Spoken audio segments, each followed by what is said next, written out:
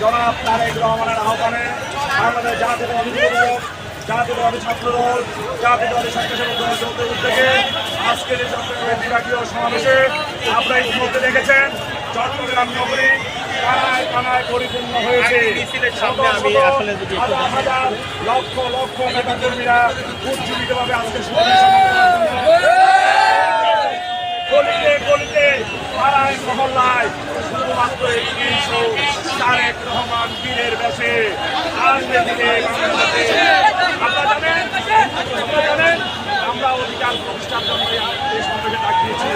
আমরা 17 বছর বেশিরভাগ অংশে আমাদেরকে ভোটার অধিকার থেকে বঞ্চিত করেছে। আমরা ভোটার অধিকার ফিরে পাওয়ার জন্য আজকের এই সমাবেশ। আমরা যোগ্যতা থাকার পরেও কোটা ভিত্তিতে আমরা আমাদেরকে যুবকদেরকে চাকরির ব্যবস্থা করতে হবে। যদি তরুণদের অধিকার প্রতিষ্ঠা করতে না পারে